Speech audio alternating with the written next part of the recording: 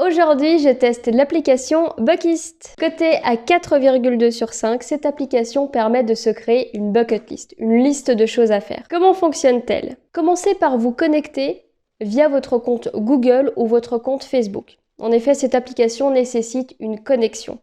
D'ailleurs, il faudra une connexion Wi-Fi en permanence, sinon elle ne va rien enregistrer. Pour commencer à créer un projet, cliquez en bas à droite sur le bouton plus. Vous allez créer votre projet, renseignez le nom, une description, vous pouvez y associer une image, renseigner son statut, si elle est privée ou pas. Vous pouvez noter une deadline et y associer une to-do list. Et je trouve que tout l'intérêt est là, de pouvoir noter chaque étape de votre to-do list. Néanmoins, une petite précision. Dans cette to-do list, quand vous allez créer vos étapes, il va falloir renseigner un ordre. Réfléchissez à l'ordonnancement, aux priorités de cette to-do list. Pourquoi ? Eh bien, une fois que toutes les étapes sont créées, vous ne pouvez plus modifier ni l'écriture, ni l'ordre. Donc, tout doit être déjà dans une étape prédéfinie. Si vous devez modifier quoi que ce soit, malheureusement, il faudra tout supprimer et tout refaire. Une fois que vous avez tout renseigné, il vous suffit de cliquer sur le bouton « Créer ». Vous allez ensuite accéder à votre tableau de bord. Plusieurs possibilités s'offrent à vous.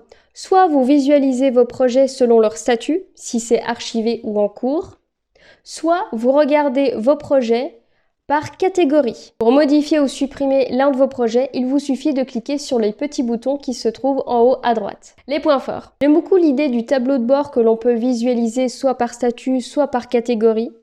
C'est une application qui est très élégante, esthétique, elle est simple, épurée. On s'y retrouve vraiment facilement. J'aime beaucoup aussi l'idée d'avoir des images qui ont été prises par des personnes dont on a le nom à chaque fois et on peut y associer un projet. La deadline et le fait d'y associer une to-do list complètent vraiment le projet, surtout dans votre tableau de bord où cette date est affichée en rouge, donc vous savez où vous en êtes. Elle est facile à utiliser, la prise en main se fait immédiatement. L'association à un compte vous permet de conserver vos projets et de ne pas perdre tous vos projets une fois que vous n'avez plus votre outil en main. Les points à travailler. Il est impossible de modifier votre to-do list et ça c'est vraiment quelque chose à retravailler parce que quand vous avez des idées d'étapes, au fur et à mesure de vos créations, d'autres idées vous viennent et vous ne pouvez pas intégrer une étape entre deux autres.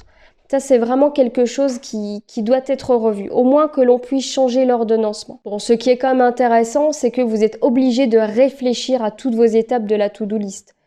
Donc, c'est pas plus mal pour pouvoir s'organiser avant de créer quoi que ce soit. Autre point à travailler, vous avez besoin d'une connexion permanente. Si vous perdez la connexion, vous ne pouvez pas enregistrer votre projet ou des étapes du projet. Le dernier point à travailler, ce sont les notifications. Il n'y a pas de rappel de deadline.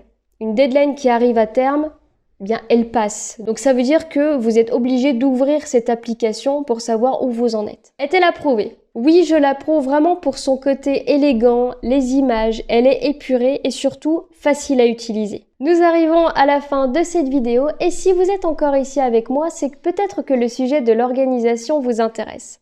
Je vous invite à accepter le challenge que je vous lance.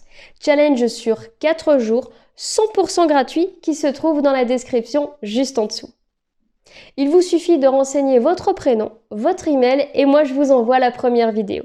Alors cliquez juste en dessous et je vous retrouve de l'autre côté.